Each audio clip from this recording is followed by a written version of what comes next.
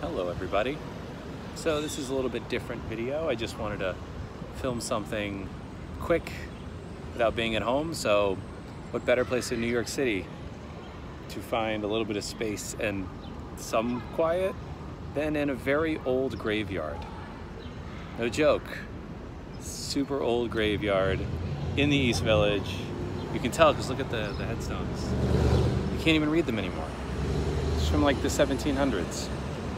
Anyways, I think the video that I wanted to make today was all about the changes to the rules in the TCG that are upcoming. They haven't been confirmed for America, but I don't see any reason why Japan would have one set of rules and we would have something different. It's one thing if you have one set of cards because of rotation. It's another if you have a rule that's completely different. Like, that doesn't make sense to me. So that, I think, is gonna be coming to America. So that rule, for those of you who maybe haven't heard the news, but somehow are watching this video, is that you can't play a supporter if you go first on turn one. It's probably gonna go into effect in February. That's what people are thinking, like when the new Sword and Shield set drops in America, or in the rest of the world other than Japan. So yeah, can't play a supporter turn one if you go first. You know, there's a lot of speculation about like how this is terrible, how it could lead to lots of donking, etc. I'm not really gonna go into like why it's bad. Instead, I wanted to talk about why Pokemon would do this, right? Like, because you don't make a change like this as a rule because of cards you've already made. You're making a change like this because of cards that you will be releasing in the future. And so I do think there's two things that this new rule affects. The first of which is about cards that have been printed and maybe like how it impacts. So the first thing, I'll just go into it. The first thing is about early game hand disruption. So if you think about it, the big cards you have are like Judge. You used to have Let Loose Marshadow, which is now out of rotation. But you also now have Jessie and James, and you've got the Weezings that are available and can be found with mysterious treasures, etc.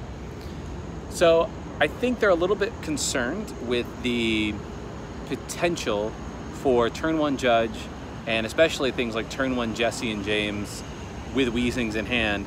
And then all of a sudden your opponent on their first turn has two cards to start with, or you know, three or whatever, some very small amount of cards to actually start the game with, which would suck.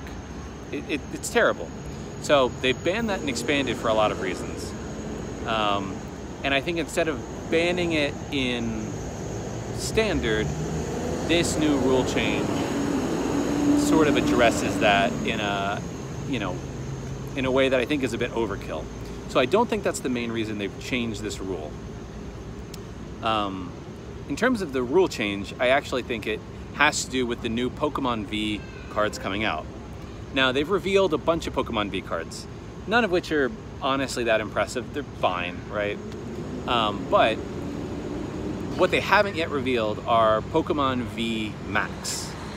So those cards, which you saw a teaser of at World Championships, have something like 300 plus HP, potentially. Like 330 HP was the one that they kind of half revealed. So I think the question becomes, okay, how does this mean you can't have supporters turn one? And I think it's because of energy acceleration. Because you have Welder, it would make fire-based VMAX cards completely broken. And here's why.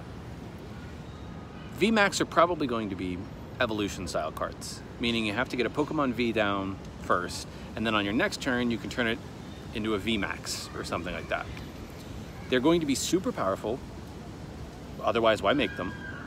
And they're going to have higher HP than even tag teams. So those are three things, right? They're evolutions, super powerful attacks probably, and beefier than tag teams. Those three things mean that, you know, if you are the first person to get it out onto the field, you might have an advantage over your opponent.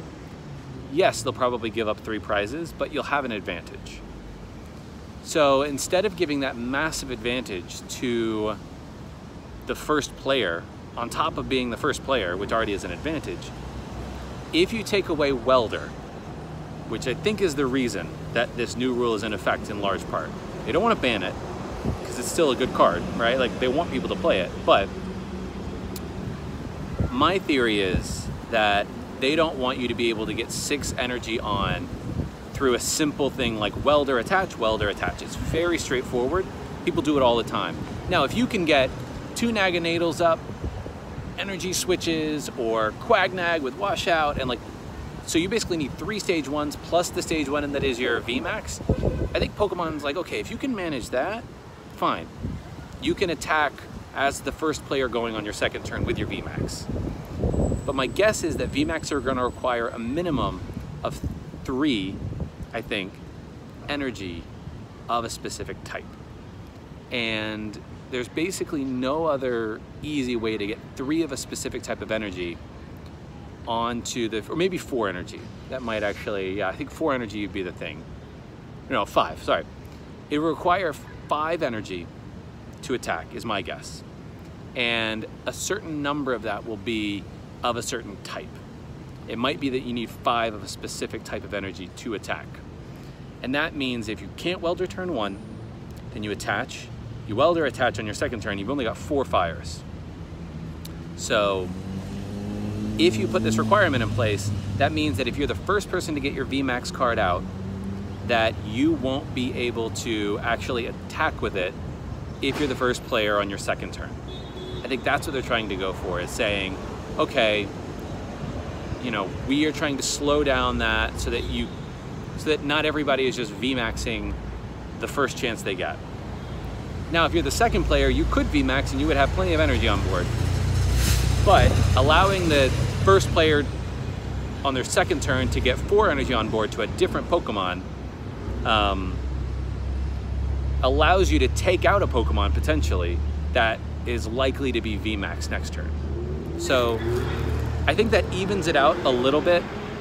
Otherwise, I think that maybe those VMAX Pokemon are gonna be crazy powerful.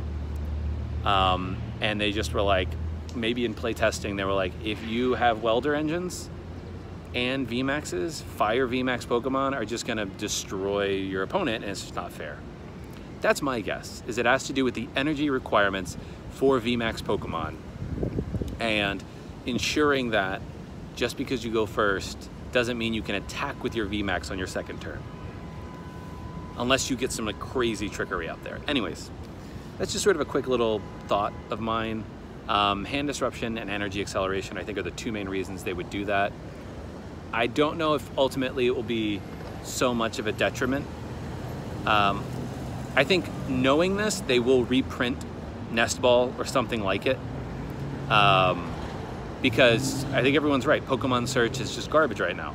So I think they are forced to reprint a couple of Pokemon search options with Sword and Shield so that you don't donk, while at the same time allowing for a control on energy acceleration so that the first player doesn't basically auto win with VMAX every time. Those are my thoughts. Speculation, of course, but let me know what you think. And that's the end of the video with the church bells ringing. I will see you all later. Carpe Awesome.